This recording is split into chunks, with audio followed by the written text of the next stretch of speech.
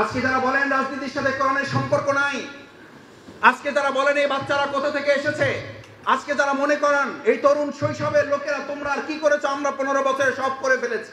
Yes, করেছি, আমরা সবাই করেছি। কিন্তু আমাদের এই তরুণ যুবকেরা যে রাষ্ট্র গঠনের জীবন বাজি রেখে একটা মানলে একটা যায়, বাকিগুলো সরে না, এই উদাহরণ আমাদের তরুণ যুবকেরাই করেছে। আমরা অনেকে তা করতে পারি নাই। এই যাত্রাবাড়িতে নারায়ে তাকবীর স্লোগানের হয়েছে, গুলি চলেছে, আমরা দাঁড়িয়েছিলাম। আবার এই যাত্রাবাড়ির ভিডিও ক্লিপ এখনো পাওয়া যায়, যারা স্লোগান দিতে দিতে তাদের কর্মীদের রেখে তারা পালিয়ে চলে গেছে। আসসালামু আলাইকুম ওয়া রাহমাতুল্লাহি ওয়া বারাকাতুহু। সম্মানিত সুধী মণ্ডলী, উপস্থিত তরুণ যুবক ভাইরা, আমাদেরকে আল্লাহ তাআলা সৃষ্টি করেছেন। সৃষ্টি করে আমাদের অবকাঠামো সম্পর্কে আজকে যারা আমাদেরকে তারুণ্য যৌবনের একটা পরিচয় আমরা যারা দিতে স্বাচ্ছন্দ্য বোধ করি, আমাদের শুরুটা কি, শুরুটা সম্পর্কে আমাদের একটা ধারণা দেওয়া হয়েছে।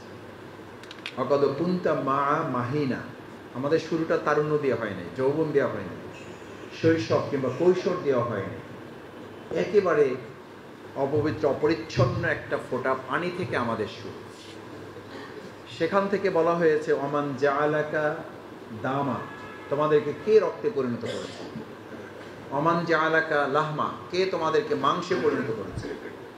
ওমান জাআলাকা ইজামা, কে তোমাদেরকে এই সুন্দর তারুণ্যের যৌবনের বার্ধক্যের এই কাঠামোটা কে তোমাদেরকে দিয়েছে। অকাদ কুনতা দাইফা, অথচ তোমরা তো খুব দুর্বল ছিলা। ওমা কুনতা সগীরা, তোমরা তো খুব ছোট ছিলা। ওমা কুনতা জাহিলা, এখন আমরা আরবি বলি, ইংরেজি বলি, উর্দু বলি, বাংলা বলি, ফার্সি বলি, জোরে কথা বলি, চিৎকার করি, অথচ একটা সময় তো তুমি একেবারে অজ্ঞ মূর্খ ছিলা। 2টা বছর তোমার এমন ছিল যে কোনো ভাষাই তুমি জানতে না, কান্নাই ছিল তোমার 2 বছরের ভাষা। 2 বছরের ভাষাই ছিল কি? কান্না। আমরা আজকে যারা এখানে আছি, আবার কিন্তু আল্লাহ আমাদেরকে হায়াত দিলে আমরা আবার বার্ধক্য থেকে শৈশবের এই জায়গায় আমরা আবার শিশুতে পরিণত হব। আবার শিশু হব কিভাবে? শিশু অবস্থায় যেমন আমরা একজনের সহযোগিতা ছাড়া চলতে পারি নাই, আবার আমাদের এমন বার্ধক্য এসে কখনো কখনো উপস্থিত হয় যে আমরা ওই অবস্থাতেও আবার কারো সহযোগিতা ছাড়া চলতে পারি না। সুতরাং এই তারুণ্য, এই যৌবন আল্লাহর পক্ষ থেকে জীবনের মধ্যে আর একটা বিরাট নিয়ামত। জীবন একটা নিয়ামত, যৌবন আর একটা নিয়ামত। তাহলে গোটা জীবনের মধ্যে জীবন একটা নিয়ামত, তার মধ্যে যৌবনটা আলাদা নিয়ামত। সুম্মা লাতুসআলুন্না ইয়াওমাইযিন আনিন নাইম, আর আপনাকে প্রত্যেকটা নিয়ামতেরই জবাব সরকারের কাছে, কার কাছে দিতে হবে? কারণ নিয়ামতটা দিয়েছেন কে? আবার দেখেন, নিয়ামতেরই জবাব যে দিতে হবে, এটা শুধু কোরআনের কথা না, এটা হাদিসে উল্লেখ করা আছে যে 5টি প্রশ্নের জবাব না দিয়ে কাল কিয়ামতের দিন বনি আদম, একজন আল্লাহর বান্দা বান্দি, তার পা এক চুল পরিমাণ সামনে আগাতে পারবে না। তার 5টা প্রশ্নের মধ্যে একটা প্রশ্ন দিলেই হয়ে যেত যে তার পুরো জীবনের হিসাব দিতে হবে। কিন্তু মজার ব্যাপার হচ্ছে, খেয়াল করেন, জীবন যেমন একটা নিয়ামত, এর মধ্যে যৌবনকে যেমন আল্লাহ তাআলা আলাদা একটা নিয়ামত হিসেবে দিয়েছেন, ঠিক জবাবের মধ্যেও, প্রশ্নের মধ্যেও আল্লাহ তাআলা পুরো জীবনের হিসাব নেবেন, তার মধ্যে যৌবনের আলাদা করে আবার আল্লাহ তাআলা আমাদের কাছ থেকে হিসাব নেবেন। সুবহানাল্লাহ। তাহলে যৌবনের মর্যাদা, সম্মান যত বেশি, তার দায়িত্ব তত কম। আমাদের সমাজে নিয়মটা কি? যার সম্মান, যার মর্যাদা যত বেশি, তার মর্যাদা সম্মানের আলোকে দায়িত্ব কম না বেশি? তাহলে যে আল্লাহ তাআলা জীবন দিয়েছেন, যে আল্লাহ তাআলা এই চমৎকার নিয়ামতে ভরা যৌবন দিয়েছেন, সেই যৌবন প্রাপ্ত ভাইদের যারা আমরা অতিক্রম করার সুযোগ পেয়েছি, আমাদের দায়িত্ব তত কম না বেশি? সেই কথাই তো আপনারা স্মরণ করেছেন। সেই কথার প্রমাণিত 2024-এর জুলাই আগস্টে আমাদের তরুণ যুবকেরা রেখেছে। তারা সাহস করে এগিয়ে যাওয়ার কারণে আজকে আমাদের এই প্রিয় মাতৃভূমি বাংলাদেশে আমরা এখানে একত্রে বসে স্বাধীনভাবে আজকে কথা বলার সুযোগ পেয়েছি বলে এই 2024-এর জুলাই আগস্টের গণঅভ্যুত্থানকে শুধু গণঅভ্যুত্থান বলে আমরা শেষ করি নাই, এটার নাম দিয়েছি নতুন দ্বিতীয় আর একটা স্বাধীনতা যুদ্ধ। এবং সেই যুদ্ধে হাত পা হারানো আমাদের এই তরুণ যুবকেরা নতুন স্বাধীনতা যোদ্ধা হিসাবে তাদেরকে আমাদের দেশ অভিহিত করেছে। আল্লাহ তাদের মর্যাদা আরো বৃদ্ধি করে দিন। দুর্ভাগ্যটা কি জানেন? আমি কাউকে খুশি কিংবা কাউকে কটাক্ষ করার জন্য বলছি। আমরা এই বড় মানুষগুলো, আমরা এই বড় দলগুলো, আমরা এই বড় বড় কথা বলাওয়ালা লোকগুলো 15 বছরে 16 বছরে যা করতে পারলাম না, আমাদের এই তরুণ যুবকেরা জীবন বাজি রেখে আমাদেরকে একটা রাস্তা দেখে সামনে হাঁটার সুযোগ করে দিল, বসার সুযোগ করে দিল। এখন আমরা কথায় কথায় তাদেরকে বলে, এই তোমার বয়স কত, তুমি তো বাচ্চা মানুষ, তুমি আমার সামনে কথা বলো। আমাদের জাতির জন্য দুর্ভাগ্য, এই তরুণ যুবকদের অপমান, অসম্মান, অমর্যাদা করলে আমাদের উপর আবার সেই 25 বছরের, আবার সেই 15 বছরের লানত আমাদের উপর এসে যাবে। আমি সতর্ক হতে বলবো আমাকেও। আমি আজকে তরুণ যুবকদের প্রোগ্রাম বলে আমি আপনাদের খুশি করছি না। আমি এই কথা বহুবার বলেছি। গোটা পৃথিবীতে যত জায়গায় যত পরিবর্তন হয়েছে, শুধুমাত্র আমাদের দুনিয়ার বিবেচনায় না, ইসলামের বিবেচনায়। নবী মুহাম্মদ রাসূলুল্লাহ সাল্লাল্লাহু আলাইহি ওয়াসাল্লাম এই তরুণ, এই শৈশব, এই যৌবনে ওই আসার আগেই তিনি সমাজ এবং রাষ্ট্র পরিচালনার জন্য হিলফুল ফুজুল নামক একটা শান্তি সংঘ প্রতিষ্ঠা করে সমাজ এবং রাষ্ট্রের পরিবর্তনের জন্য তিনি ভূমিকা পালন করেছেন। সুতরাং আমরাও ভূমিকা পালন করবো ইনশাআল্লাহ। শুধু তিনি ভূমিকা পালন করেন নাই, এই তারুণ্য, এই যৌবন, এই শৈশবে হযরত আলী রাদিয়াল্লাহু তাআলা রাসূল করিম সাল্লাল্লাহু আলাইহি ওয়াসাল্লামের কাছে গিয়ে তার হাত চিকন, আজকে যাদেরকে বাচ্চা বলে কটাক্ষ করি আমরা, আজকে যাদেরকে জিজ্ঞেস করি তোমার বয়স কত, তোমরা কারা, কোত্থেকে এসেছো, এই প্রশ্ন যারা করি, আমি মনে করি ইতিহাসকে তারা লাঞ্ছিত করেন, ইতিহাসকে তারা অস্বীকার করেন। 2024-এর জুলাই আগস্টের গণ অভ্যুত্থানের তার সাথে তারা বেঈমানি বিশ্বাসঘাতকতা করেন। এটা করা বন্ধ না করলে ইতিহাসের পুনরাবৃত্তি ঘটতে কিন্তু সময় লাগে না। কেন বলছি? আলী রাদিয়াল্লাহু তাআলা কামুজ দুর্গ বিজয়ের জন্য রাসূল করিম সাল্লাল্লাহু আলাইহি ওয়াসাল্লাম সবাইকে যার যা যেভাবে যতটুকু প্রয়োজন ছিল দিয়েছেন। আলী রাদিয়াল্লাহু তাআলা বয়সে ছোট, তার হাতটা একটু চিকন, পাটা একটু চিকন, কিন্তু তিনিও তো রাসূল করিম সাল্লাল্লাহু আলাইহি ওয়াসাল্লামের কাছে এসে বললেন, ইয়া রাসূলুল্লাহ, আমার যা অবস্থান এর আলোকেই ইসলামের জন্য ভূমিকা পালন করার দায়িত্ব আমার উপরে আছে, আমি পালন করতে চাই, যা আছে তাই দিন আমাকে, তাই দিন আমাকে, আমি তাই দিয়ে ভূমিকা পালন করতে চাই। সম্মানিত ভাই এবং বন্ধুগণ, তরুণ যুবক শিক্ষার্থী ভাইয়েরা, আমাদেরকে এটা মাথায় রাখতে হবে, সেই আলী রাদিয়াল্লাহু তাআলা আজকে তারুণ্যের, যৌবনের এই যারা ভূমিকা আমরা 24-এ পালন করেছি, আমাদেরকে এটা প্রথমে মাথায় রাখতে হবে যে ভূমিকা পালন করার শক্তি, সাহস, হিম্মত, বলিষ্ঠতা কোথা থেকে, কে কিভাবে আমাকে দিয়েছে, আমি কিভাবে পেরেছি এটা। আমাকে এটা যদি মাথায় না রাখি, তাহলে আজকে যারা আমাকে বাচ্চা, আজকে যারা আমাকে ছোট ছেলে, আজকে যারা কোত্থেকে এসেছি, তুমি কে, এই পরিচয় যারা জানতে চায়, আমার প্রতিও আমি যেন অবিচার করে না ফেলি যে আমার এই শক্তি, সাহস, হিম্মত, বলিষ্ঠতাটা কোথায় পেয়েছি, তার উৎস সম্পর্কে আমাকে জানতে হবে। এটা আমাকে কে দিয়েছেন? আল্লাহ। কে দিয়েছেন? আল্লাহ। আলী রাদিয়াল্লাহু তাআলা যুদ্ধে গিয়েছেন, কামুজ দুর্গ বিজয় হয়েছে, শত্রু বাহিনীকে পরাজিত করা হয়েছে। যেমন 2024-এর জুলাই আগস্টে আমাদের তরুণেরা, যুবকেরা উই ওয়ান্ট জাস্টিস, নারায়ে তাকবীর, আল্লাহু আকবার স্লোগান দিয়ে আমাদের সেই পরাজিত শক্তিকে পরাজিত করেছে। সেই শক্তি আমাদের উৎস, আধার। আল্লাহ সুবহানাহু ওয়া তাআলা আমাদেরকে স্মরণে রাখতে হবে যে আলী রাদিয়াল্লাহু তাআলা যখন যুদ্ধ বিজয় করে এসেছেন, রাসূল করিম সাল্লাল্লাহু আলাইহি ওয়াসাল্লামকে বলেন, ইয়া রাসূলুল্লাহ, আমাদেরকে আল্লাহ তাআলা এই যুদ্ধে বিজয় দিয়েছেন, আমরা লড়াই করেছি, শত্রুপক্ষকে আমরা আঘাতের পর আঘাত এনেছি। বলেন তোমার কাছে তো কিছুই ছিল না। বলছি, ইয়া রাসূলুল্লাহ, যা সামান্য কিছু ছিল, একটা খাজুরের ডগা ছিল, ওটা দিয়ে আমি আঘাত এনেছি, ওটা দিয়ে শত্রুপক্ষকে আমি ঘায়েল করার চেষ্টা করেছি। আমি সাহস এবং হিম্মতে আল্লাহর উপরে ভরসা করে কামুজ দুর্গের ভিতরে গিয়ে ঢুকেছি। দুর্গের ভিতরে ঢুকে সেখানে শত্রুপক্ষ মুক্ত করে ওই দুর্গ থেকে আমি একটা কপাট ছিঁড়ে নিয়ে এসে ওই কপাটটা হাতে নিয়ে পরবর্তীতে আমি আবার প্রতিপক্ষকে আমি লড়াই করার চেষ্টা করে তাদেরকে পরাজিত করতে চেষ্টা করেছি। রাসূল করিম সাল্লাল্লাহু আলাইহি ওয়াসাল্লাম কামুজ দুর্গের কপাট ছিঁড়ে সেটা দিয়ে লড়াই করাটাকে কিছুটা বিস্ময়কর মনে করলেন। তিনি অবিশ্বাস করেন নাই, কিন্তু এটা জাতির কাছে, ইতিহাসের কাছে স্মরণে রাখার জন্য, প্রমাণে রাখার জন্য, কেউ যাতে মনে না করে যে মানুষ তার শক্তির বলেই সমস্ত উত্থান পতন করে, মূলত সমস্ত উত্থান পতনের মালিক কে? আল্লাহ। এটা যদি আমরা ভুলে যাই, তাহলে আল্লাহ সুবহানাহু ওয়া তাআলা পরিষ্কার বর্ণনা আছে, তিলকাল আইয়ামু নুদাবিলুহা বাইনান নাস, তোমাদের মধ্যে ভালো মন্দ, তোমাদের মধ্যে উত্থান পতন, তোমাদের মধ্যে জোয়ার ভাটা, তোমাদের মধ্যে ন্যায় অন্যায়, তোমাদের মধ্যে রাত দিনের, তোমাদের মধ্যে এই জালিম এবং জুলুমের তোমাদের মধ্যে মুজলিম এবং মজলুমের এই যে উত্থান পতন ঘটনার প্রক্রিয়াটা এটা কার হাতে? আল্লাহ সুবহানাহু ওয়া তাআলার হাতে।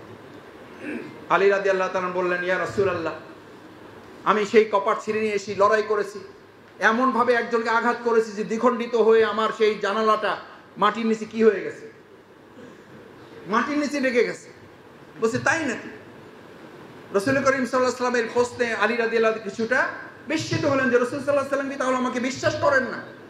রাসূল করিম সাল্লাল্লাহু আলাইহি ওয়াসাল্লাম মৃদু হেসে দিয়ে বলে দিলেন, আমি তোমাকে বিশ্বাস করি, তোমার তারুণ্য, তোমার যৌবন, তোমার শৈশবের শক্তি নিশ্চয়ই এটা করেছে, কিন্তু তোমাকে আরেকটা জিনিস মনে রাখতে হবে, সেটার জন্য চলো ওখানে যাই। গিয়েছেন। আলী রাদিয়াল্লাহু তাআলা বললেন, ইয়া রাসূলুল্লাহ, এই যে দেখেন কপাটটা পড়ে আছে। রাসূল করিম সাল্লাল্লাহু আলাইহি ওয়াসাল্লাম বললেন, আচ্ছা ঠিক আছে, এটা তোলো একটু। তো তোলো মানে রাসূল সাল্লাল্লাহু আলাইহি ওয়াসাল্লাম প্রমাণ করতে চান নাই, প্রমাণ করতে চেয়েছেন শক্তি না, প্রমাণ করতে চেয়েছেন এই শক্তির পিছনে আরেকটা শক্তি আছে। সেই শক্তিটা কার? কার সেই শক্তি? এই শক্তির সাথে যদি আমার সম্পর্ক না থাকে, এই শক্তির সাথে যদি এই তরুণের সম্পর্ক না থাকে, এই শক্তির সাথে যদি আজকে এই যুবকদের সম্পর্ক না থাকে, এই শক্তির সাথে যদি আজকে আমাদের রাজনৈতিক দলের সম্পর্ক না থাকে, এই শক্তির সাথে যদি বাংলাদেশের সম্পর্ক না থাকে, বাংলাদেশকে অর্থনীতি, রাজনীতি, সমাজনীতি, সংস্কৃতি কোন দিক থেকে সংস্কার করে আপনি বাংলাদেশকে এগিয়ে নিতে পারবেন না। সুতরাং যারাই বলেন রাজনীতির সাথে কোরআনের, ইসলামের, আল্লাহ প্রদত্ত বিধানের সম্পর্ক নাই, তাদের এই বক্তব্য দিয়ে দেশ এবং জাতির কোনো পরিবর্তন হতে পারে না। পারে যে না। আলী রাদিয়াল্লাহু তাআলা এটা প্রমাণ করার জন্য রাসূল সাল্লাল্লাহু আলাইহি ওয়াসাল্লাম বললেন, তোমার জানালাটা তোলো। আজকে যারা বলেন রাজনীতির সাথে কোরআনের সম্পর্ক নাই, আজকে যারা বলেন এই বাচ্চারা কোথা থেকে এসেছে, আজকে যারা মনে করেন এই তরুণ শৈশবের লোকেরা তোমরা আর কি করেছো, আমরা 15 বছরে সব করে ফেলেছি। ইয়েস, করেছি, আমরা সবাই করেছি। কিন্তু আমাদের এই তরুণ যুবকেরা যে রাষ্ট্র গঠনের জীবন বাজি রেখে একটা মানলে একটা যায়, বাকিগুলো সরে না, এই উদাহরণ আমাদের তরুণ যুবকেরাই করেছে, আমরা অনেকে তা করতে পারি নাই। এই যাত্রাবাড়িতে নারায়ে তাকবীর স্লোগানের হয়েছে, গুলি চলেছে, আমরা দাঁড়িয়েছিলাম। আবার এই যাত্রাবাড়ির ভিডিও ক্লিপ এখনো পাওয়া যায়, যারা স্লোগান দিতে দিতে তাদের কর্মীদের রেখে নিয়ে তারা পালিয়ে চলে গেছে। সুতরাং আমরা সবাই কথা বলার ক্ষেত্রে যেন সংযম থাকি, সবাই কথা বলার ক্ষেত্রে যেন পরস্পরের প্রতি শ্রদ্ধাশীল থাকি। আমরা কথা বলার ক্ষেত্রে যেন কারো ভূমিকাকে ছোট করে, খাটো করে তাকে যেন অপমান, লাঞ্ছিত কিংবা তাকে যেন আগামী দিনে ভূমিকা পালন করার ক্ষেত্রে নিরুৎসাহিত না করি। রাসূল করিম সাল্লাল্লাহু আলাইহি ওয়াসাল্লাম আলী রাদিয়াল্লাহু তাআলা আনহুকে বললেন, উঠাও। আলী রাদিয়াল্লাহু তাআলা ভাবলেন, যেটা দিয়ে যুদ্ধ করছি, যেটা দিয়ে লড়াই করলাম, সেটা তুলতে তো আমার 2 হাত লাগার কথা না, 1 হাতই যথেষ্ট। 1 হাত দিয়ে নাড়াচাড়া করার চেষ্টা করলেন, নাড়াতে পারলেন না, কিছুটা লজ্জিত হলেন। রাসূল করিম সাল্লাল্লাহু আলাইহি ওয়াসাল্লাম তো কাউকে ছোট করার জন্য তিনি পরিকল্পনা করতে পারেন না। এটা রাসূল করিম সাল্লাল্লাহু আলাইহি ওয়াসাল্লামের সুন্নাহ। এই সুন্নাহ আমাদের রাজনীতিবিদদের মাথায় রাখতে হবে, এই সুন্নাহ আমাদের অভিভাবকদের মাথায় রাখতে হবে, এই সুন্নাহ আমাদের শিক্ষক হিসেবে মাথায় রাখতে হবে, এই সুন্নাহ আমাদের মুরব্বীদের মাথায় রাখতে হবে, বাবারা মাথায় রাখতে হবে যে সন্তানকে ছোট করে বাবা কখনো বড় হতে পারেন না। রাসূল করিম সাল্লাল্লাহু আলাইহি ওয়াসাল্লাম মৃদু হেসে দিয়ে বললেন, কোনো অসুবিধা নাই, তুমি 2 হাত দিয়ে চেষ্টা করো। কারণ জানেন, রাসূল করিম সাল্লাল্লাহু আলাইহি ওয়াসাল্লাম জানেন যে 2 হাত দিয়ে চেষ্টা করো সেটা তুলতে পারবে না। বললেন, তুমি 2 হাত দিয়ে চেষ্টা করো। 2 হাত দিয়ে চেষ্টা করেছে, তুলতে পারলেন না। আলী রাদিয়াল্লাহু তাআলা এবার একটু চ্যালেঞ্জ নেওয়ার মতো, যে এবার তো আমি আসলে মিথ্যা প্রমাণিত হতে যাচ্ছি, যে আমি লড়াই করেছি এটা নিয়ে, অথচ এটা এখন তুলতেই পারছি না। আমি রাসূল করিম সাল্লাল্লাহু আলাইহি ওয়াসাল্লামের সাথে শর্মিন্দা হচ্ছি, লজ্জিত হচ্ছি। আলী রাদিয়াল্লাহু তাআলা তার যা শক্তি ছিল পুরো শক্তিটাকে ব্যবহার করে কপাটটা তোলার চেষ্টা করলো। আলী রাদিয়াল্লাহু তাআলা ঘেমে গেলেন, বাট কপাটটা 1 চুল পরিমাণে নড়াতে পারলেন। রাসূল করিম সাল্লাল্লাহু আলাইহি এবার বলতে পারতেন, আগেই বলছিলাম তুমি পারো নাই, তোমার দ্বারা এটা হয় নাই, আমি জানি তুমি এটা করতে পারো নাই, তুমি সঠিকটা বলো না, এটা বলতে পারতেন রাসূল সাল্লাল্লাহু আলাইহি ওয়াসাল্লাম, বলেন নাই।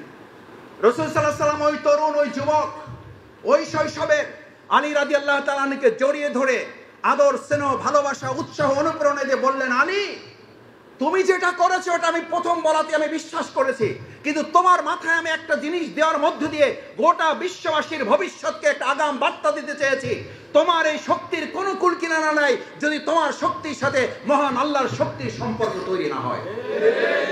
আজ তরুণ যুবকদের একটা আহ্বান জানিয়ে যাই, আপনি সংস্কার করবেন অথবা আমরা সংস্কার করব, গোটা সংস্কারের সাথে যদি আল্লাহ রাসূল সাল্লাল্লাহু আলাইহি ওয়াসাল্লামের দেয়া বিধানের এই শক্তির সাথে বাংলাদেশকেও আলী রাদিয়াল্লাহু তাআলার মতো আমরা সম্পর্ক তৈরি করতে না পারি, এই বাংলাদেশকে কোনো সংস্কার করে পরিবর্তন করা যাবে না। সুতরাং তরুণ আর যুবক ভাইদের শৈশব কৈশোরের সাথে গার্ডিয়ান হিসাবে ভূমিকা পালন করার সাথে যারা এখানে আমাদের মুরব্বীরা এসেছেন, আমি আপনাদের প্রথমে আহ্বান জানাতে চাই, আসুন আমাদের তরুণ এবং যুবকদেরকে উৎসাহিত অনুপ্রাণিত করার অংশ হিসাবে তাদের সমস্ত ভূমিকার স্বীকৃতি দেওয়া, তাদেরকে এটা মনে করিয়ে দেওয়া, তোমার সমস্ত শক্তির, আমার সমস্ত শক্তির মূল কেন্দ্রবিন্দু আমি নই, কে? আল্লাহ সুবহানাহু ওয়া তাআলা। দ্বিতীয় কথা হচ্ছে, সম্মানিত ভাই এবং বন্ধুগণ, সুধী মণ্ডলী, আমি আপনাদের কষ্ট বাড়াবো না। আপনারা কষ্ট করে এখানে বসে আছেন শুনে আমি ওখানকার প্রোগ্রাম সংক্ষিপ্ত করে আমি আপনাদের কাছে এসেছি শুধুমাত্র আপনাদেরকে সালাম দেওয়া, আপনাদেরকে একটু দোয়া নেওয়া এবং আপনাদেরকে একটু দেখে যাওয়ার জন্য। কারণ বহুদিন আপনাদের সাথে এভাবে খোলামেলা বসার সুযোগ আমাদের হয় নাই। আমি আপনাদের প্রতি কৃতজ্ঞ, আমি আপনাদের অভিনন্দন জানাই, আপনাদের জন্য আল্লাহর কাছে বিশেষভাবে অন্তর থেকে দোয়া করি, আল্লাহ আপনাদের শুরু থেকে এখন পর্যন্ত বসে থাকা সময়টুকু কাল কিয়ামতের দিন এটাকে কবুল করে আমাদের জান্নাতে যাওয়ার উসিলা হিসেবে আপনি কবুল করেন। দ্বিতীয় যে কথাটি আমি আপনাদেরকে বলতে চেয়েছিলাম, সম্মানিত সুধী মণ্ডলী, ভাই বন্ধুগণ, আমার তরুণ এবং যুবকেরা, আমাদের এই প্রিয় মাতৃভূমি বাংলাদেশ, এটাকে গড়ার জন্য আমাদের ভূমিকাটা কি হবে? আমি সবসময় একটা কথা বলে থাকি, আমাদের এই দেশ এবং রাষ্ট্র, এই 56,000 বর্গ মাইল, এটা পরিবর্তন যদি তরুণেরা যুবকেরা করতে চায়, তাহলে তরুণ এবং যুবকদেরকে ওই 15 দিনে যারা তারা তাদের আগের নিয়ন্ত্রণ নিয়েছে, তারপরে তারা 56,000 বর্গ মাইলকে নিয়ন্ত্রণ করতে পেরেছে।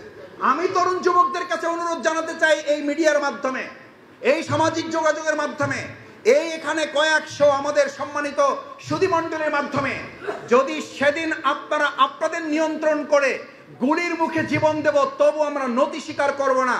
আমাদেরকে যদি আজ সিদ্ধান্ত নেই যে আমরা আমাদের জীবন পরিবর্তন করব, তারপরে আমাদের 56,000 বর্গ মাইল আমরা পরিবর্তন করতে বাধ্য করব, তাহলে ওই 15 দিন আপনারা যেমন সিদ্ধান্ত নিয়ে আমাদের জীবন পরিবর্তনে সফল হয়েছেন, জমিন পরিবর্তন আল্লাহ একটা উদাহরণ হিসাবে বিজয় দিয়েছে, আমরাও যদি আমাদের আজকের জীবন পরিবর্তনের সিদ্ধান্ত নিতে পারি, তাহলে আমাদের এই জমিন পরিবর্তন কে করে দিবেন? আল্লাহ করে। তাহলে আগে জমিন না আগে জীবন? আগে কি পরিবর্তন? রাসূল করিম সাল্লাল্লাহু আলাইহি ওয়াসাল্লাম আগে সোনার মদিনা করেছেন না আগে সোনার মানুষ করেছেন? আগে হযরত ওমর ফারুক রাদিয়াল্লাহু তাআলা কোরআনের মাধ্যমে পরিবর্তন হয়েছে নাকি মানুষের তৈরি করা চিন্তা, দর্শন, মতমারবাদ দর্শনের চিন্তার মাধ্যমে, মতের মাধ্যমে, নাকি কোরআনের মাধ্যমে? কোরআনের মাধ্যমে। সেই কোরআন তো আমাদের কাছে আছে না নাই? আছে। তাহলে আমাদের সংস্কারের জন্য যত কথাই আমরা সংস্কার বলি না কেন, আমরা তো এখন কিছুটা কোনো ক্ষেত্রে একটু হতাশ হয়ে পড়ছি যে ভাই, তাহলে বিগত 2024-এর 5ই আগস্টের আগের পরিস্থিতির এখন পরিস্থিতির মধ্যে তো তেমন কোনো পার্থক্য লক্ষ্য করছি না, যা ছিল আবার সেই একই পরিস্থিতি। তার মানে মানুষের তৈরি করা তন্ত্র মন্ত্র, মতবাদ এবং চিন্তা দর্শন দিয়ে মানুষকে পরিচালনা করবে, এই চিন্তা থেকে বের হতে না পারলে সোনার মদিনার জন্য যেমন সোনার মানুষ কিছু হয়েছিল কোরআনের মাধ্যমে, আমাদের বাংলাদেশকেও তো আমরা সোনার বাংলা করতে চাই। কি বাংলা? তাহলে সোনার মদিনা আগে হয়েছে না সোনার মানুষ আগে হয়েছে? আমাদের সোনার বাংলাকে সংস্কারের প্রথম ধাপ যদি আপনি টার্গেট করেন, তাহলে আগে সোনার বাংলা হবে না আগে সোনার মানুষ হবে? কিন্তু আমরা টার্গেট করছি কি? আগে টার্গেট করছি কি? সোনার বাংলা হোক, তারপর আমরা ঠিক হয়ে যাব। অনেকে বলে যে ভাই আমি পরিস্থিতির শিকার। কিসের শিকার? পরিস্থিতির শিকার। আপনি তরুণ, আপনি যুবক, আপনি সংস্কার করবেন, আপনি তরুণ যুবকদের অভিভাবক, আপনি দেশটা সংস্কার হোক এটা চান, আপনি পরিস্থিতির শিকার হবেন কেন? আপনি চাঁদা, আমাকে বলে মাসুদ ভাই চাঁদা বন্ধ হওয়া দরকার, আমি বলি আপনি দিচ্ছেন কয়? হ্যাঁ দিয়ে দিচ্ছি। তা বললাম দিয়ে বন্ধ করবেন কিভাবে? না দিয়ে বন্ধ করেন। বলছে তাহলে তো আমার সমস্যা। আমি বললাম সমস্যা মোকাবেলা করার জন্যই তো আল্লাহ আপনাকে পৃথিবীতে পাঠিয়েছেন। কয় ভাই পরিস্থিতির শিকার। আমি বললাম হ্যাঁ পরিস্থিতির শিকার বলেই আল্লামা ইকবাল 4টা মুসলিমকে এক জায়গায় করেছেন। আসো, 4টা মুসলিমকে বুঝাবার জন্য, এই জাতিকে বার্তা দেওয়ার জন্য, এটা সংস্কারের বার্তা। দ্বিতীয় ধাপ, আপনি পরিস্থিতির শিকার হবেন, এই জন্য আপনাকে পৃথিবীতে মুসলিম হিসেবে পাঠানো হয় নাই, আল্লাহর খলিফাগিরি প্রতিনিধিত্ব করার জন্য আপনাকে পাঠানো হয় নাই। আপনাকে পাঠানো হয়েছে এই রাষ্ট্র সমাজ এবং এই জমিনকে পরিবর্তনের জন্য, সংস্কারের জন্য। সংস্কারের কথা পরিষ্কার করে বলা আছে। ইন্নী জাইলুন ফিল আরদে খলিফা। খলিফা মানে কি? জামা কাপড় সেলাই করে। কেন আপনারা বলেন না? জামা কাপড় সেলাই করার কি বলেন? খলিফাই তো বলেন। ঠিকই তো আছে। সেই বেচারাদেরকে একটা নতুন কাপড় দেন, এটারে কেটে টুকরা টুকরা করে তারপর একটা কি বানাই দেয়? কি বানাই দেয়? এখন কাটাটাকে যদি আপনি মনে করেন আমার জামাটাকে শেষ করে দিল, আমার কাপড়টাই শেষ করে দিল, এত সুন্দর একটা কাপড় কাইটা টুকরো টুকরো করে ফেলে, মেজাজ যদি আপনার খারাপ হয় তাহলে জামা হবে? জামা হবে না। ভালো করে বুঝেন, খলিফা তাদেরকে বলা হয় a genius has tradition, a khalifa has tradition, a representative has tradition to break the existing customs of the society. খলিফার কাজই হলো, প্রতিনিধির কাজই হলো, তরুণদের কাজই হলো, যুবকদের কাজই হলো, প্রতিভাবানদের কাজই হলো, মেধাবীদের কাজই হলো, যোগ্যতমদের কাজই হলো, সৎ মানুষদের কাজই হলো, আদর্শ মানুষদের কাজই হলো a break to the existing, যা আছে বর্তমান এটাকে কি করে ফেলো? ভেঙে ফেলো। কাস্টমস অফ দ্য সোসাইটি, নতুন আরেকটা সমাজ তুমি বিনির্মাণ করে দাও। আরে ভাই, নতুন বিল্ডিং যদি এটাকে করতে হয় তাহলে এটাকে রেখে করতে হবে না এটাকে ভাঙতে হবে? এই সংস্কারের কাজটুকু যদি আমি বুঝতে না পারি তাহলে আমি কি সংস্কার করব? এখন আমরা সংস্কার করতে চাই বিল্ডিংটা, কিন্তু কোথাও আমরা হাত দিতে চাই না। কোথাও হাত নিয়ে আপনি বিল্ডিং করবেন কি করে? খলিফা তো তাকে বলা হয়, প্রতিনিধি তো তাকে বলা হয়। আপনি যৌবন তারুণ্যের শক্তি তো আল্লাহ এই কারণে দিয়েছেন, আপনি পরিস্থিতির কাছে নতি স্বীকার করবেন, এই জন্য তো আপনার নাম নয়। হযরত ইউসুফ আলাইহিস সালাম যৌবনের উত্তাল তরঙ্গমালায় ষড়যন্ত্রের শিকার হয়েছেন না হন নাই? আমি হইলে কি করতাম? বন্ধুদের জান বাঁচানো ফরজ। একজনকে আমি উদাহরণ দিলাম, রমজান মাস সামনে আসতেছে না, উদাহরণ দিলাম বুঝার জন্য যে আপনি পরিস্থিতির শিকার হবেন না তো কি করবেন? তো বলেন মাসুদ কি করতে হবে বলেন?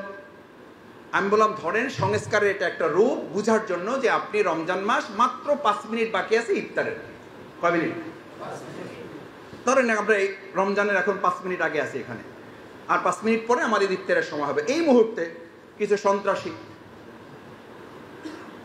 কিছু কিশোর গ্যাং অথবা প্রশাসনের কতিপয় দুষ্কৃতিকারীরা বন্দুক টন্দুক নিয়ে আমাদেরকে ঘিরে ফেলে সামনে এসে বুকে বন্দুক তাক করে বললো যে 5 মিনিট আছে না 7 মিনিট আছে এটা জানার দরকার নাই, হয় গুলি খাবেন না হলে ইফতার খাবেন। কয় মিনিট আছে? এখন আপনাকে প্রস্তাব দিল কয়টা? কি খাবেন? হয় গুলি। তা আপনি বলবেন যে ভাই আমি এটা বলার সাথে সাথে কয় মাসুদ আমার একটা বুদ্ধি আসছে মাথায়। এরকম পরিস্থিতি যখন হবে আমি সেই লোককে বলবো যে ভাই আপনি গুলি নামান, কারণ আমি এখন ইফতার খাবো এই কারণে যে আমার বাকি 29টা রোজা রাখার স্বার্থে আমার বেঁচে থাকাটা খুবই জরুরি। কয়টা রোজা রাখার স্বার্থে? 29টা রোজা রাখার স্বার্থে তার বেঁচে থাকাটা খুবই জরুরি, এই কারণে সে এখন রোজা কি করবে? জায়েজ আছে না? এটা আসতে কইলেন কেন? তার মানে ভাঙার পক্ষে আপনারা? কেন? যুক্তিটা তো খারাপ না। এই যে আমার শ্রদ্ধা আব্দুল জব্বার ভাই আছে, মাওলানা জাকির ভাই আছে, আর ওলামায়ে কেরামগণ আছে, বেঁচে থাকার স্বার্থে ওই 29টা রোজার স্বার্থে আপনি যুক্তি দিলেন যে ভাই আমি 29টা রোজার স্বার্থে আমার বেঁচে থাকা জরুরি, আপনি বন্দুক নামান, কারণ এখনই এক রোজা রাখতে গিয়া আমি কয়টা রোজা হারাবো। সুতরাং আমি কি করতে চাই? বাঁচতে চাই এবং রোজা গুলি খাইতে চাই না কি খাইতে চাই? এটা জায়েজ আছে তো? নাই। এইটার জন্য কি কামেল পাস করা লাগবে? ফাজেল পাস, আলেম, খতিব হওয়া লাগবে না, কিছুই হওয়া লাগবে না। আপনি জানেন যে জীবন মৃত্যুর ফয়সালা বন্দুকের কাছে না, কার কাছে? আল্লাহর কাছে। সুতরাং আপনি কি বলবেন? আপনি এরকম গুলি কেন? আপনি সব করতে পারেন, আপনি কিছুই করতে পারবেন না। যে আল্লাহ তাআলা অনুমোদন না দিলে আপনি গুলি করতে পারবেন না, ওই আল্লাহ তাআলা অনুমোদন না দিলে আপনি মুখের মধ্যে খাবার পানি নিতে পারবো বাট আমি খেতে পারবো না, তার আগে আমার রূহটা আল্লাহ তাআলা তুলে নিয়ে যাবে। আপনি তো 29 রোজা পরে এই যে এখন একটা ভিডিও ভাইরাল হয়েছে ভারতে না কোথায়, নাচতে নাচতে এক কিশোরীর স্টেজে মৃত্যুর করে ঢলে পড়েছে। আর কি উদাহরণ পাবেন? আর জীবনের জন্য কি সচেতনতা দরকার? আমি দেখে ভিডিওটা মানে এতটা মানে বিস্মিত হয়েছি যে সুবহানাল্লাহু আকবার। আল্লাহ তাআলা মানুষকে আর আমাদেরকে কি দেখাবেন? এর আগে তো বহু ভিডিও এরকম দেখেছি আমরা, কিন্তু এটা তো একদম এখন মানে আমাদের সামনে ঘটা এগুলো। আমি যে প্রসঙ্গে গিয়ে শেষ করতে চাওয়ার জন্য যে উদাহরণটা পেশ করতেছিলাম, তাহলে আমরা ওই সময় কি বলবো? গুলি খাবো না ইফতার খাবো? আসলে গুলি খাওয়ার সিদ্ধান্ত নিলে আল্লাহ তাআলা আপনার জন্য যা ফয়সালা রেখেছেন সেটাই হবে। হয়তো গুলিও খেতে হবে না, আপনি ইফতার যথাসময় করতে পারবেন, আল্লাহ নসিবে রাখলে 29টা রোজাও আপনি। সেই একই লোক যদি আপনার কাছে, ভাইয়েরা কোনো আলোচনা কোনো ব্যক্তি দলের দিকে নিয়ে না, আমি জামাত ইসলামের ব্যানারে আলোচনা করি বা জামাতের আলোচনা করি না। আমি একটা কথাও জামাতের বলছি না, আমি যা বলছি কোরআন হাদিস থেকে যদি না বলি আপনারা কোনো কথা কানে নেবেন না। আল্লাহ মেহরবানি করে এই ভাইদের কান থেকে সেই কথাগুলো আপনি বের করে দেন। যা আমি কোরআন হাদিসের বাইরে বলবো, আপনি আল্লাহ আমার এই ভাইদের ব্রেন থেকে আপনি এই কথাগুলো বের করে দেন। তাহলে আপনি অন্যায়ের কাছে এখানে মাথা নত করলেন না। ইফতার করে আপনি দোকানে গেলেন, একজন লোক এসে বললো চাঁদা দেন নাহলে দোকান বন্ধ করেন। বলেন, যেই লোক আল্লাহকে ভয় করে আপনি আল্লাহর নির্দেশ লঙ্ঘন করলেন, নাহলে চাঁদা দেওয়া হালাল না হারাম? তা আপনি হারাম কাজটা করলেন কেন? কি বললেন আপনি? কিসের শিকার? কিসের শিকার? পরিস্থিতি শিকারী যদি হবেন তাহলে আপনি আল্লাহর প্রতিনিধিত্ব করার দায়িত্ব নিলেন কেন? তাহলে আপনি এই সমাজ সংস্কার, রাষ্ট্র সংস্কারের কথা আমি বলি কেন? আল্লামা ইকবাল সেই জন্য 4 জন মুসলিমকে কাতার দাঁড় করাইছে, বলছে যে দিস ইজ রিভার। এই যে একটা নদী দেখো, নদীর পাশে দাঁড় করিয়ে বলছে this is river, what is responsibility, what, তোমার দায়িত্ব কি বলো? তো প্রথমটা বলছে যে হুজুর কিছু মনে করেন না, আমি সবসময় চলালো, ডু সামথিং। এটা আমাদের যুবক তরুণরা এখান থেকে শেখার আছে। আমাদের তরুণ যুবকরা সবসময় মোবাইল হাতে টিপে আর বলবে কি কিছু একটা করি ভাই, কিছু একটা করতেছি, ডু সামথিং, কিছু একটা করো। আর হাদিস কি বলছে? জব্বার ভাই কিছু একটা করতে বলছে, বলছে ভালো কিছু করো, না হলে চুপ থাকো। জাকির ভাই হয় ভালো কিছু করো, না হলে চুপ থাকো। এখন আমাদের স্লোগান কি? ডু সামথিং, কিছু একটা করো, ভালো হোক মন্দ করতে থাকো, মানে আমি কিছু একটা করতেছি, দিস ইজ মাই ডাইনামিজম। এটা আমার আধুনিকতা, ইসলাম এটা বলে নাই। আল্লামা ইকবাল বললো এটা গর্দব, এটা তো অথর্ব, এটা মিনিংলেস, যা গো ব্যাক, তোমার দিয়ে কিছু হবে না। চলতে থাকাই কাজ না, চলার একটা উদ্দেশ্য থাকতে হবে। এটারে পাঠাই দিয়েছে। 2 নাম্বারটা নিয়ে আসছে। এই 4টাই কিন্তু মুসলিম, ভালো করে বুঝতে হবে, তরুণেরা, যুবকেরা, অভিভাবকেরা। সেকেন্ড মুসলিমটাকে নিয়ে আসছে, দাঁড়াও, this is river, what is responsibility, তোমার কাজ কি বলো? নদীকে সামনে রেখে তোমার দায়িত্ব কি? হে মনে করছে আগে যেহেতু চলার কথা বলছে, আমি একটু থামার কথা বলি, তাহলে হয়তো আমি কি হব, আমি হয়তো উত্তীর্ণ হব পরীক্ষায়। তো সে খুব সাহস করে বললো যে হুজুর আমি চলা টলার লোক না, আমি সোজা এই স্রোতের মাঝখানে খামি দিয়ে দাঁড়াই থাকবো। খামি বুঝেন? বরিশালে যারা তারা বুঝবেন, মানে আট্টু দিয়ে বয়ে থাকা আর স্টিল হয়ে মজবুত ভাবে দাঁড়িয়ে থাকা। আমি স্রোতের সাথে কি করবো না, আপোষ করবো না, আমি চলা লোক না, আমি এখানে সোজা দাঁড়িয়ে থাকবো। আল্লামা ইকবাল বললেন এটা তো আরো অথর্ব একটা গর্দব টাইপের লোক। কারণ স্রোতের সাথে দাঁড়িয়ে থাকা মানে হলো কিছুক্ষণ লড়াই করার পর সে দুর্বল হয়ে যাবে এবং স্রোতের সাথে আপোষ করতে বাধ্য হবে। নদীতে, খালে যারা গোসল করেছেন, উল্টা দিকে যাওয়ার জন্য কত সিদ্ধান্ত নিয়ে জীবনে যে ডুব দিচ্ছেন, শেষে মাথা উঠে দেখছেন যেখান থেকে ডুব দিচ্ছেন তার থেকে 1 হাত আগাইছেন না পিছাইছেন। এটা স্রোতের বৈশিষ্ট্য। আল্লামা ইকবাল বলেন তুমি যাও, তোমার দিয়ে কোনো কাম হবে না, তুমি তো এটা আগেরটা আসছে, তুমি আর এক গ্রেডের গর্দ। 3 নাম্বারটা মনে করছি কি যে বলা যায়, কি বললে আমি বাঁচতে পারবো। 3 নাম্বারটা আসছে, হেতে এসে খুব সাহসের সাথে বলছে আমি চলবো না, আমি দাঁড়ায়ও থাকবো না, আমি স্রোতের সাথে উল্টা দিকে চলবো। আল্লামা ইকবাল বললেন যে সর্বনাশ, তো পুরো মাথা খারাপ একটা লোক।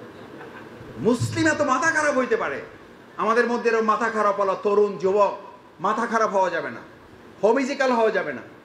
মাথা গরম করে সিদ্ধান্ত নিয়ে সব করে ফেলবো, উল্টাই দেবো, এই চিন্তা করা মানে একটা বোকামির জিন্দেগি। আল্লামা ইকবাল সেই উদাহরণটা পেশ করলেন, বললেন নো, তুমি এটা করতে পারো না। স্রোতের বিপরীতে চলার সিদ্ধান্ত তোমার জন্য সব সময় কাঙ্ক্ষিত নয়, তুমি এটা পারবে না। বললো যে হুজুর তাহলে মাফ করে দেন, গেলাম, কি আর করবো। চতুর্থটা আসছে, মনে করলো যে কি আর করবো, একটা তো বলতে তো হবে। এই যে খুব বুদ্ধি করে বলছে তা না, মনে করছে চলাও যাচ্ছে না, থাইমেও থাকা যাচ্ছে না, আবার উল্টা দিকে গেলে তাও বোকামি হচ্ছে, তাহলে করবোটা কি?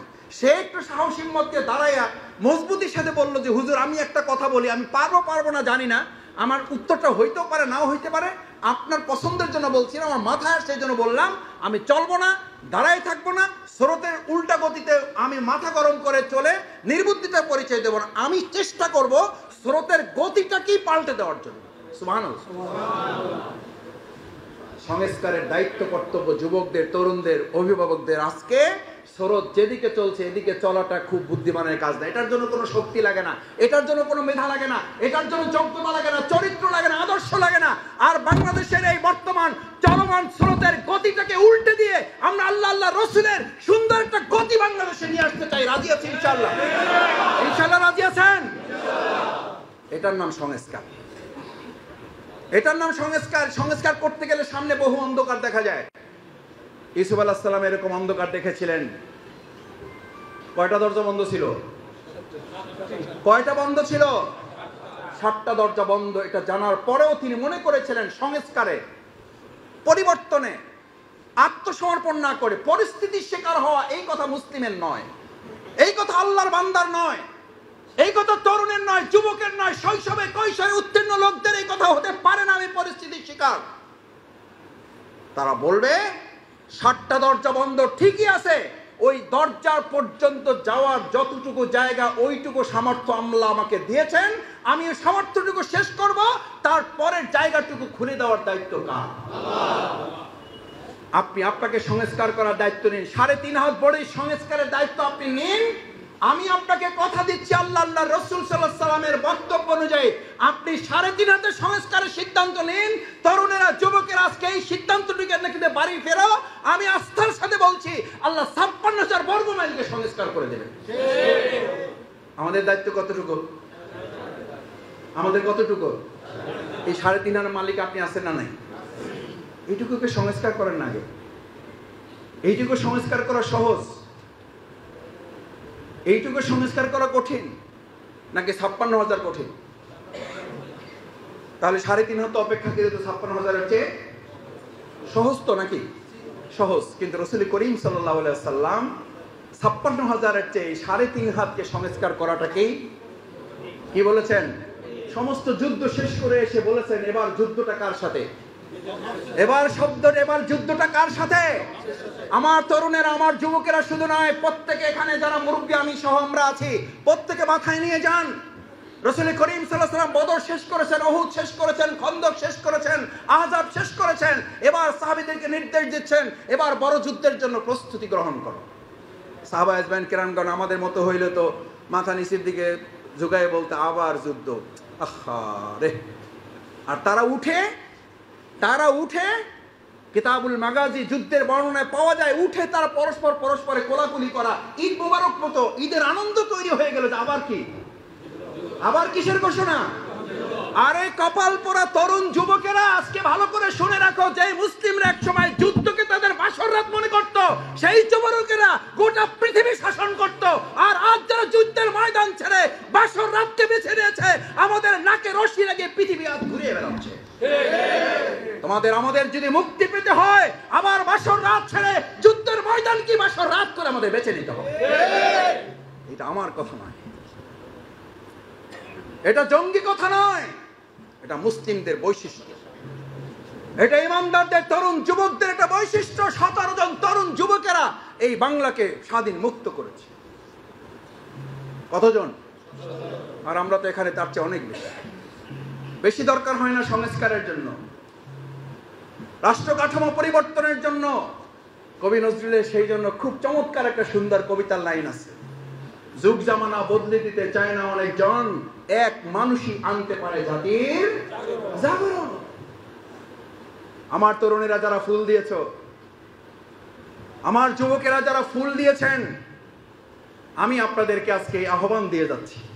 আপনারা ফুল দিয়েছেন, আমি আপনাদেরকে অনুরোধ রেখে যাচ্ছি, যদি এই সমাজ রাষ্ট্র সত্যি পরিবর্তন চাই, অন্তর থেকে যদি আমরা চাই পরিবর্তন হোক, তাহলে স্রোতের সাথে চলবো, দাঁড়িয়ে থাকবো, উল্টা দিকে যাব, নাকি বাংলাদেশের চলমান স্রোতটাকে আমরা পরিবর্তন করবো? ইনশাআল্লাহ।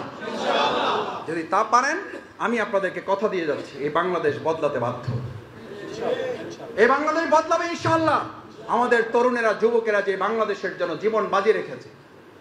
আমি আপনাদের শেষ সেন্টেন্সটা বলে বক্তব্য ইতি টানতে চাই। যেই যাত্রাবাড়ি থেকে সব দিক থেকে যখন আসার আর কোনো আলো ছিল না, আপনাদের প্রত্যেকের মনে আছে, গোটা বাংলাদেশে আর যখন কোনো আশার আলো ছিল না, তখন এই যাত্রাবাড়ির এই অঞ্চলের ভাইয়েরা আপনারা জীবন বাজি রেখে গোটা বিশ্বকে জানিয়ে দিয়েছিলেন গোটা বাংলাদেশ একদিকে, এই যাত্রাবাড়ির রাস্তা বিচ্ছিন্ন করে বাংলাদেশকে আমরা আরেকদিকে নিয়ে যাবই ইনশাআল্লাহ। যাত্রাবাড়ি সেই দিন আপনারা যেভাবে জীবন বাজি রেখে বাংলাদেশকে তার আসল গতিপথের দিকে নিয়ে গিয়েছিলেন, আপনাদের রক্তের কসম, আমাদের সেই শহীদদের কসম, আমাদের সেই হাত হারা ভাইয়ের কসম, আমার সেই চোখ হারা ভাইয়ের কসম, আপনাকে তার দিকে তাকিয়ে বাংলাদেশের বর্তমান প্রচলিত স্রোতের গতিটাকেও আমরা পাল্টে দিয়ে বাংলাদেশকে তার আসল পথের দিকে আমরা ধাবিত করবো ইনশাআল্লাহ। এই হবে আজকের সংস্কারের মূল স্লোগান। তাহলেই আমরা একটা সুন্দর বাংলাদেশ পাবো ইনশাআল্লাহ। সেই প্রত্যাশা ব্যক্ত করে আমার কথা যদি কেউ সত্যি কষ্ট পেয়ে থাকেন, একেবারে না বুঝি বলেছে, সেটা একেবারে অসচেতনতার কারণে বলেছি, অনিচ্ছাকৃতভাবে শব্দটা ব্যবহার করেছি, আল্লাহর রাস্তায় ক্ষমা সুন্দর দৃষ্টিতে দেখবেন। কারণ আমি জানি এখানে শুধু জামাতের লোকের আসেন নাই, আমি জানি এখানে শুধু রাজনৈতিক দলের লোকের আসেন নাই, বিভিন্ন মত এবং পথের মানুষেরা যারা সুন্দর একটা বাংলাদেশ দেখতে চান তারা এসেছেন। সুতরাং কোনো কথায় যদি আঘাত পেয়ে থাকেন, আমি কোনো ব্যক্তি বা দলকে টার্গেট করে কোনো কথা বলার চেষ্টা করি না, আমি কথা বলার চেষ্টা করেছি আমার প্রিয় মাতৃভূমি বাংলাদেশকে টার্গেট করে, আমার দেশের সম্মানিত নাগরিকদের টার্গেট করে, আমার সেই যাত্রাবাড়ি অঞ্চলের মর্যাদাবান মানুষদেরকে টার্গেট করে, যারা সেদিন জীবনের ঝুঁকি নিয়ে বাংলাদেশের গতিটাকে পরিবর্তন করেছেন। আজ ঐতিহাসিক এই মুহূর্তে আপনারা আরেকবার ঝুঁকি নিয়ে বাংলাদেশকে তার আসল পথের দিকে আমরা ধাবিত করব ইনশাআল্লাহ। সেই প্রত্যাশা ব্যক্ত করে আবারও সবাইকে ধন্যবাদ এবং কৃতজ্ঞতা জানিয়ে আমার কথা শেষ করছি। আল্লাহ হাফেজ। বাংলাদেশ জিন্দাবাদ।